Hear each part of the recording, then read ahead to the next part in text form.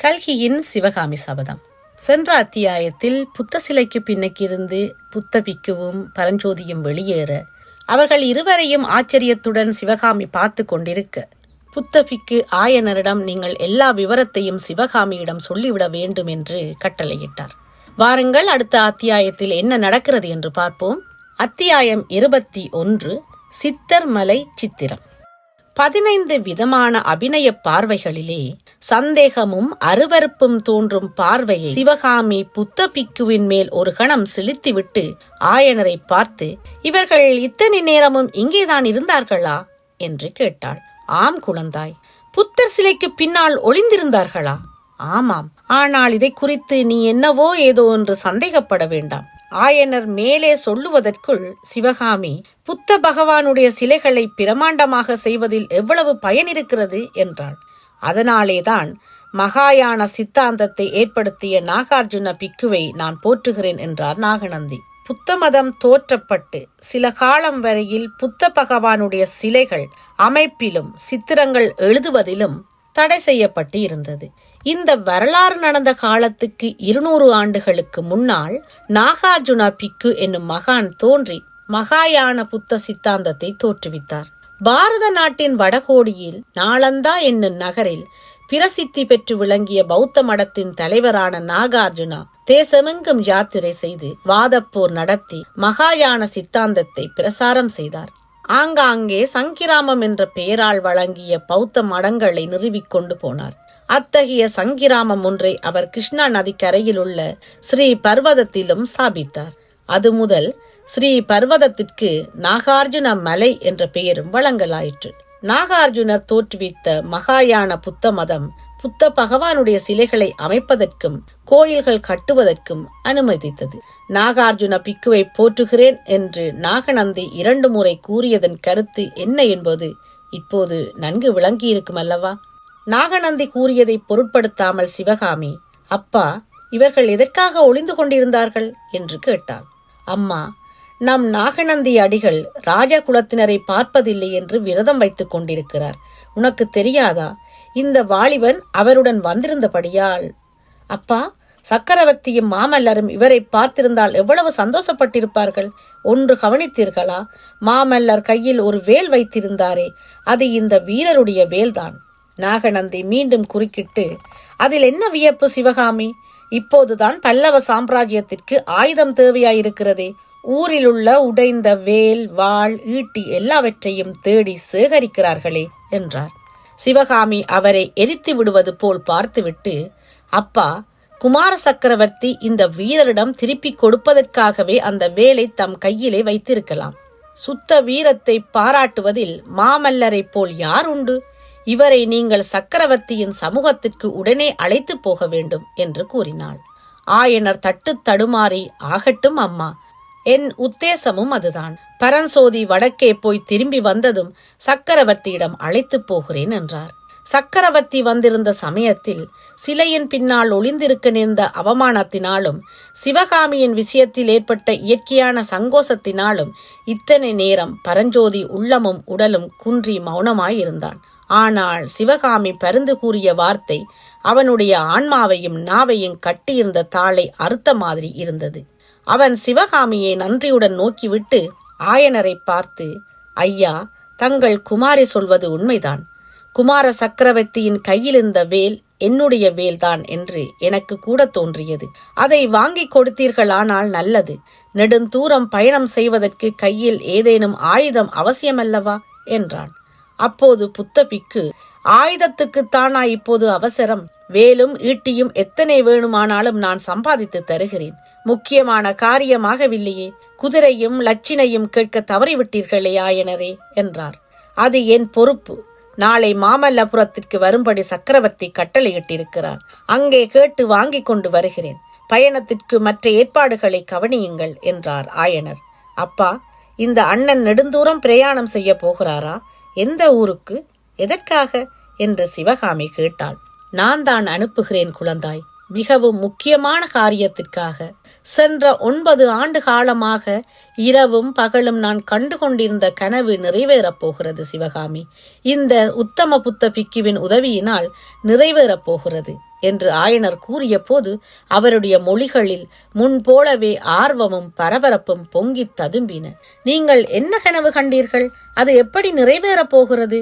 எனக்கு ஒன்றுமே விளங்கவில்லையே என்றாள் சிவகாமி. அஜந்தாமலை குகையில் உள்ள அதிசய வர்ண சித்திரங்களை பற்றி உனக்கு பல தடவை சொல்லியிருக்கிறேன் அல்லவா? 500 ஆண்டுகள் ஆகியும் அழியாத அந்த வர்ணச் சேர்க்கையின் ரகசியத்தை அறிந்து வருவதற்காகத்தான் இந்த பிள்ளையை, என் அருமை நண்பரின் மருமகனை வடக்கே அனுப்பப் போகிறேன். 500 ஆண்டு வர்ணமாவது அழியாதிருப்பதாவது எனக்கு நம்பிக்கைப்படவில்லை அப்பா என்று சிவகாமி கூறி சந்தேகமும் அவநம்பிக்கையும் வெளிப்படையாக தோன்றிய பார்வையுடன் பிக்குவை நோக்கினாள்.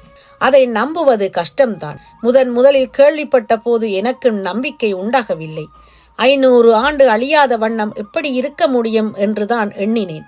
நானே கண்ணால் பார்த்த பிறகுதான் நம்பிக்கை உண்டாயிற்று என்றார். ஆயனர் இவ்விதம் கூறியதும் புத்த பிக்குவும் சிவகாமியும் தங்களுடைய வியப்பை ஏக காலத்தில் தெரிவித்துக் கொண்டார்கள். கண்ணால் பார்த்தீர்களா? எப்போது என்றாள் சிவகாமி. என்னிடத்தில் இத்தனை காலமும் சொல்லவில்லையே. தாங்கள் அஜந்தாவுக்கு போனதுண்டா என்று பிக்கு கேட்டார். இல்லை, அஜந்தாவுக்கு போனதில்லை. ஆனால் சித்தர்மலையிலே பார்த்தேன். அடிகளே, தாங்களும் சித்தர்மலைக்கு போய் வந்ததாக சொன்னீர்களே, அங்கே என்னென்ன அதிசயங்களை கண்டீர்கள் என்று ஆயனர் வினவியதும் பிக்குவின் முகத்தில் பிரகாசம் உண்டாயிற்று. ஆ, தெரிகிறது. சித்தர்மலை குகையில் ஜீன தீர்த்தங்கரர்களின் உருவங்கள் அழியாத வண்ணங்கொண்டு எழுந்திருப்பதைக் கண்டேன். குகையின் வாசற்புறத்தில் 2 அழகிய பெண்களின் அழகிய வடிவங்களை பாரத சாஸ்திரத்தில் சொல்லிய 2 அபூர்வ அபிநய தோற்றங்களில் பார்த்தேன். அவற்றை எழுதிய மகா சித்திரக்காரர் யாரோ என்று அதிசயித்தேன். யார் என்று தெரிந்ததா சுவாமி? இப்போது தெரிகிறது. அப்பேற்பட்ட தத்ருவமான ஜீவ வடிவங்களை எழுதக்கூடிய மகா சித்திரக்காரர் தென்னாட்டிலே ஆயன சிற்பியை தவிர வேறு யார்? ஆமடிகளே, அந்த உருவங்களை எழுதியவன் அடியேன்தான். இன்னும் ஏதாவது விசித்திரங்களை கவனித்தீர்களா? அந்த அழகிய மாதரின் நடன உருவங்கள் இடைக்கு மேலே பிரகாசமாய் நேற்று எழுதியவை போல் விளங்குகின்றன. இடைக்கு கீழே வர்ணம் மங்கி விளக்குமின்றி இருக்கின்றன. ஓ, 9 ஆண்டு காலத்தில் அதிகமாக மங்கித்தான் இருக்கும் என்றார் ஆயனர். பின்னர் மேற்சொன்ன சித்தர்மலை சித்திரங்களை குறித்து ஆயனர் முன்னும் பின்னுமாக தட்டு தடுமாறி கூறிய வரலாறு வருமாறு. 12 ஆண்டுகளுக்கு முன்னால் மகேந்திர சக்கரவர்த்தி சமண சமயத்தினராயிருந்த காலத்தில் சோழ மண்டலத்துக்கு அவர் பயணம் சென்றபோது ஆயனரையும் கூட அழைத்து போயிருந்தார். உறையூரில் சோழ மன்னனுடைய உபசாரங்களை பெற்றுக்கொண்டு அங்கிருந்த சித்தர்வாச மலையில் சமண முனிவர்கள் ஏற்படுத்தியிருந்த பிரசித்தி பெற்ற சமண பள்ளியை பார்க்கச் சென்றார். அந்த குகை பள்ளியில் தீட்டியிருந்த வர்ண சித்திரங்களை கண்டு சக்கரவர்த்தியும் ஆயனரும் அதிசயித்தனர். சித்தர்மலை பள்ளியில் மேற்படி ஓவியங்களை தீட்டிய முனிவர் அச்சமயம் அங்கே வாசம் செய்து கொண்டிருந்தார். அந்த சித்திரங்கள் 1000 ஆண்டு ஆனாலும் அழியாதவை என்று அம்முனிவர் கூறியதை சக்கரவர்த்தியும் ஆயனரும் நம்பவில்லை. அஜந்தா சித்திரங்களை பற்றி அந்த முனிவர் கூறியதையும் இவர்கள் நம்பவில்லை. அதன் பேரில் அந்த சமண முனிவர் ஒரு பந்தயம் போட்டார். அந்த கோயிலின் வாசலில் ஆயனர் 2 அழகிய மாதரின் நடன தோற்றங்களை எழுத வேண்டும் என்றும் மேற்பாதி உருவங்களை தாம் குலைத்து கொடுக்கும் வர்ணங்களை கொண்டும் இடைக்கு கீழே ஆயனரின் சொந்த வர்ணங்களை கொண்டும் எழுத வேண்டும் என்றும் 3 ஆண்டு கழித்து மீண்டும் வந்து பார்த்து தாம் கூறுவது உண்மை என்று நிச்சயிக்கப்பட்டால் ஆயனர் சமண சமயத்தை ஒப்புக்கொள்ள வேண்டும் என்றும் முனிவர் பந்தயத்திற்கு நிபந்தனை விதித்தார். அப்படி ஒப்புக்கொண்டால் மேற்படி வர்ணச் சேர்க்கையின் ரகசியத்தை சொல்லிக் கொடுப்பதாகவும் கூறினார். நிபந்தனையை ஒப்புக்கொண்ட ஆயனர் மேற்சொன்ன 2 வகை வர்ணங்களை பயன்படுத்தி அழகிய மாத சித்திரங்களை எழுதினார். 3 ஆண்டுகளுக்கு பிற்பாடு சித்தர்மலைக்கு மறுபடியும் போய் பார்த்தபோது ஆயனர் தீட்டிய நடன உருவங்களின் மேற்பகுதிகள் அன்று எழுதியவை போல் வர்ணம் மங்காமல் விளங்கின. கீழ்ப்பகுதிகள் பெரிதும் மங்கிப் போயிருந்தன. இதனால் பெரிதும் அதிசயமடைந்த ஆயனர் நிபந்தனைப்படி சமண மதத்தை தழுவி அந்த ரகசியத்தை அறிந்து கொள்ள சித்தமாயிருந்தார். ஆனால் நிபந்தனை விதித்த சமண ஓவியர் அப்போது அங்கு இல்லை. சக்கரவர்த்தி சைவரானது பற்றி கோபம் கொண்டு பல்லவ சாம்ராஜ்யத்தில் இருந்து போய்விட்ட அநேக சமண முனிவர்களைப் போல் அவரும் போய்விட்டார்.